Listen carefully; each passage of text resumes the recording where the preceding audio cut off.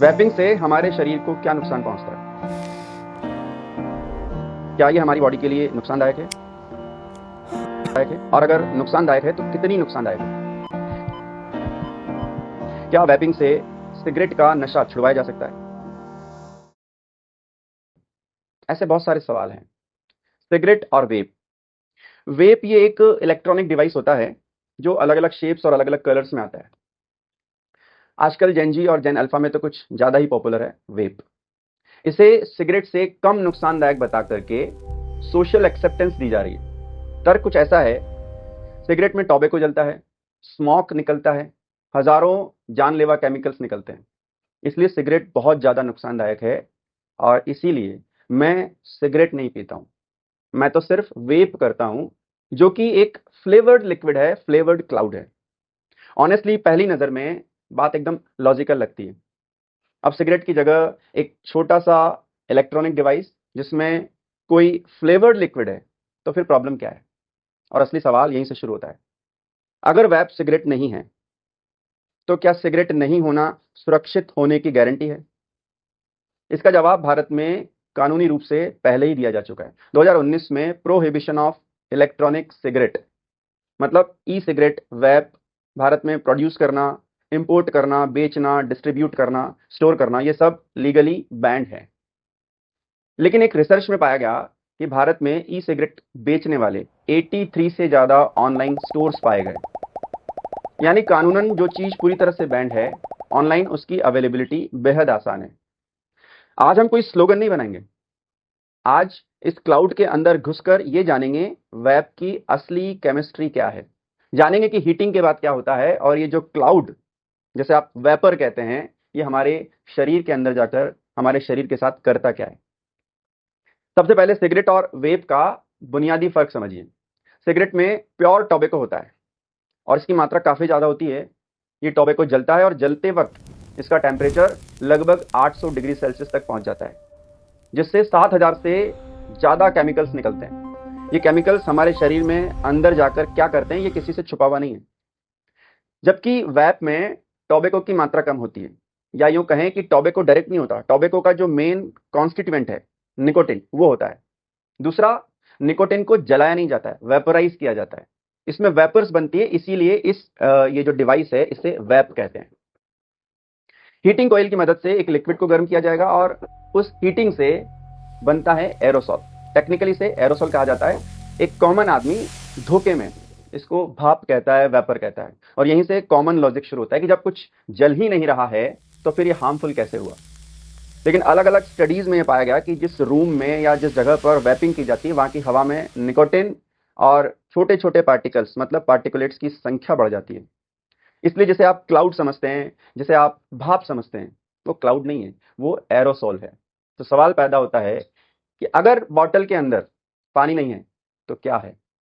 Simple से दिखने वाले इस वेप लिक्विड में 4 मेजर कंपोनेंट्स होते हैं: nicotine, propylene glycol, vegetable glycerine और फ्लेवरिंग केमिकल्स। इसमें मौजूद प्रोपाइलिन ग्लाइकॉल और वेजिटेबल ग्लीसरीन, जिसे आगे हम पीजी और वीजी बोलेंगे शॉर्ट में, ये कैरियर की तरह काम करते हैं। मतलब निकोटिन और जो ये फ्लेवर्स हैं इनको हीटिंग सिस्टम तक पहुंचाते हैं और यहीं पर एक टेक्निकल कंफ्यूजन पैदा होता है।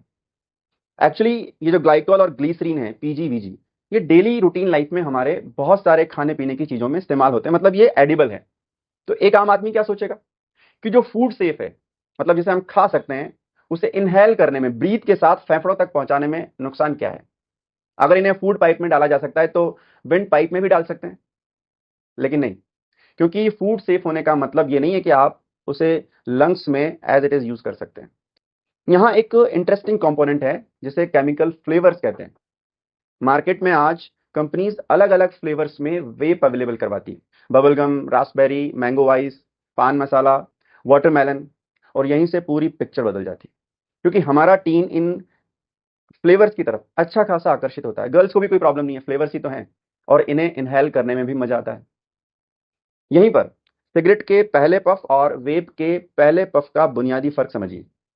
अगर आप सिगरेट पीते हैं या फिर आपने कभी किसी को सिगरेट पीते हुए देखा हो, तो जिंदगी में जो पहला पफ सिगरेट का लेते हैं, आपने देखा हो कितना अनकंफर्टेबल होता है। खराश होती है गले में उससे, चेस्ट में एक टाइटनेस महसूस होती है और ऐसा लगता है कि सिगरेट तो नहीं पीना चाहिए, जबकि ज्यादातर वेप्स में इसका उल्टा होता है। पहला पफ बड़ा स्मूथ होता है, इतना एंजॉयबल होता है, इतना ईजी होता है, लगता है जैसे कुछ हार्मफुल बॉडी में गया ही नहीं है।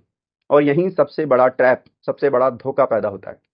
ये जो स्मूथ का जादू है ना, ये है केमिकल फ्लेवर्स और थोड़ा निकोटिन सॉल्ट्स की वजह से। ये केमिकल फ्लेवर्स इस हार्शनेस को मास्क करके पहले एक्सपीरियंस को ना बड़ा मजेदार, स्मूथ और एंजॉयबल बना देते हैं। अब आप सोचेंगे कि केवल फ्लेवर्स हैं, सिगरेट की तरह तंबाकू तो है ही नहीं, या फिर बहुत ज्यादा तंबाकू नहीं है, तो फिर नुकसान क्या है? तो मैं आपको बता दूं कि इसके अंदर निकोटिन होता है एक दूसरी फॉर्म में, जिसे निकोटिन सॉल्ट कह सकते हैं। और ये निकोटिन सॉल्ट भी इसलिए इस्तेमाल किए जाते हैं क्योंकि ये एक्सपीरियंस को थोड़ा अच्छा बनाते हैं, कंफर्टेबल बनाते हैं। ये केमिकल्स जो फ्लेवर हैं, जितने हार्मलेस सुनाई देते हैं, इनकी केमिस्ट्री उतनी सिंपल नहीं है। इनमें डाइएसिटाइल, एसीटोइन, 2,3 पेंटेन डाइओइन और टीएचसी जैसे कंपाउंड्स प्रेजेंट हो सकते हैं, जो हमारी बॉडी में सीरियस लंग डिजीजेस, फेफड़ों की बीमारी पैदा करते हैं।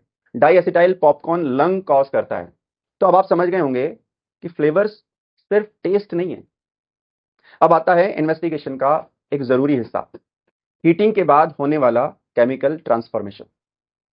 अब ध्यान से सुनिएगा, बॉटल के अंदर का लिक्विड हीट होने के बाद भी क्या उतना ही सेफ रहता है जितना कंपनीज इसे पेश करती है? वेप में लिक्विड हीटिंग के दौरान टेम्परेचर कुछ 200-250 डिग्री सेल्सियस तक पहुंच जाता है और यहीं से शुरू होती है केमिकल तोड़फोड़, मतलब थर्मल डिग्रेडेशन। ये जो पीजी और वीजी, ग्लाइकॉल और ग्लीसरीन, जो हमें फूड सेफ लगते हैं, इस हाई टेम्परेचर पर टूटकर नए मॉलिक्यूल्स बनाते हैं। और जो फूड सेफ केमिकल हैं, ये कन्वर्ट हो जाते हैं पोटेंशियली हार्मफुल मॉलिक्यूल्स में, मतलब फॉर्मेल्डिहाइड, एसिटल्डिहाइड, सिनेमल्डिहाइड, बेंजल्डिहाइड, एक्रोलीन्स।